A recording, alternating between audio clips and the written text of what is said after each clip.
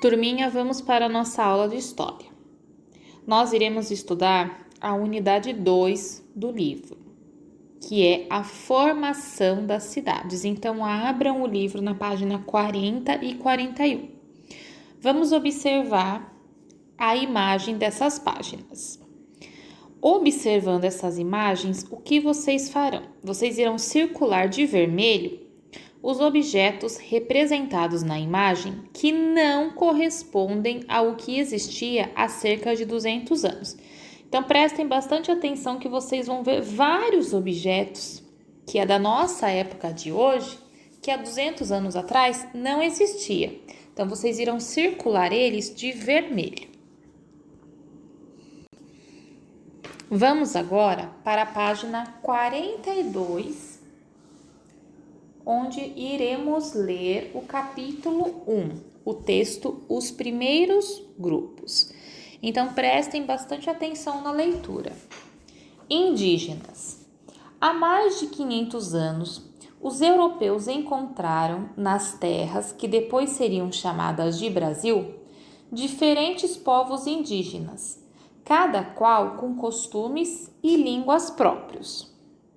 Apesar da grande diversidade entre esses povos, algumas características eram comuns, como não considerar a terra uma propriedade particular.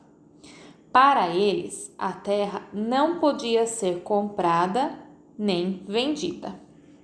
Além disso, o produto do trabalho se destinava ao sustento da comunidade e não ao comércio ou ao lucro.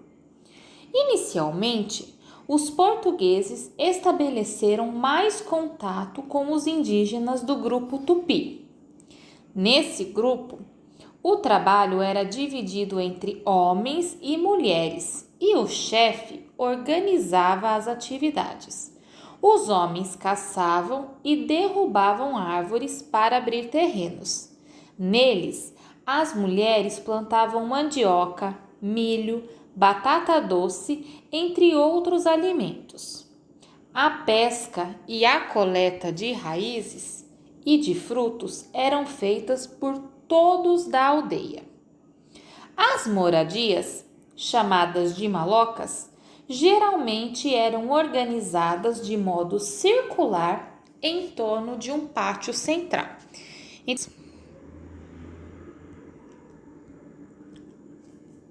Portugueses. A colonização foi a estratégia utilizada pelo governo português para explorar o território brasileiro. O país colonizador era chamado de metrópole. E o território administrado e explorado pela metrópole era denominado colônia. Então, o Brasil virou colônia de Portugal. A função da colônia era produzir e fornecer mercadorias que pudessem enriquecer a metrópole.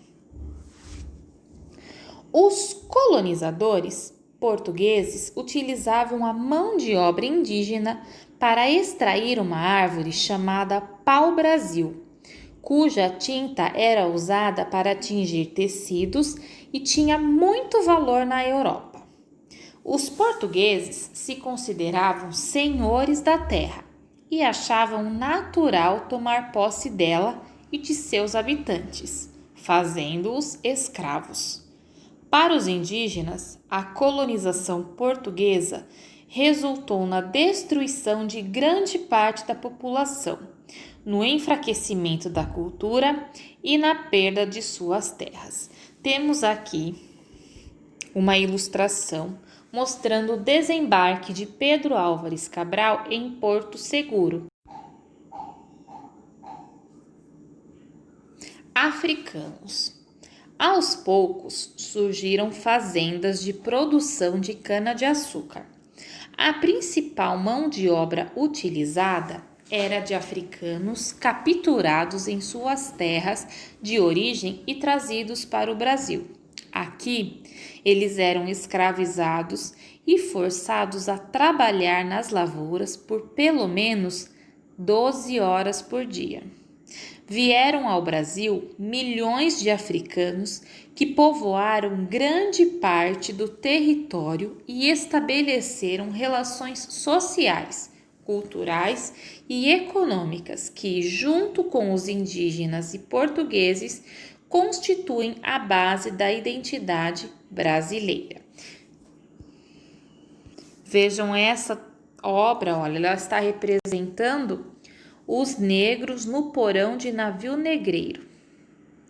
Então foram desse jeito que os africanos vieram para o Brasil, né? Os africanos vieram para serem escravizados pelos portugueses.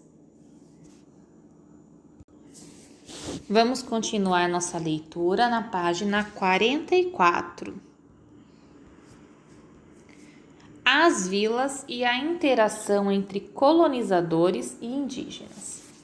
A maioria das vilas era instalada no litoral, próximo de fontes de água, como rios e nascentes.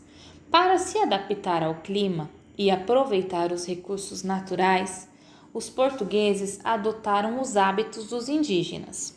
Utilizavam as canoas indígenas para explorar os rios e aprenderam a manejar o arco, a flecha e o tacape para pescar e caçar. Cultivavam e consumiam alimentos da culinária indígena, como milho, feijão e mandioca. Moravam em casas de madeira ou de taipa de pilão e muitos dormiam em redes. Com o tempo, na atual região do estado de São Paulo, foi criada a língua geral paulista, que era uma mistura da língua tupi com palavras do português. A partir dos anos 1600, a língua geral foi adotada pela população e indígenas, africanos e portugueses puderam se comunicar por meio de uma língua comum. Atualmente, essa língua é considerada extinta. Extinta é que não existe mais. Temos mais uma imagem, uma ilustração. É uma ilustração atual representando moradias e estilo de vida de colonos em uma vila colonial há cerca de 400 anos. Na imagem é possível identificar elementos da cultura indígena, como o consumo de mandioca e o hábito de cozinhar fora de casa. Então agora, depois de toda essa leitura que a professora fez, vocês irão responder a questão 1. Hoje vocês só farão essa atividade, tá? De que materiais era feita a maioria das casas de colonos?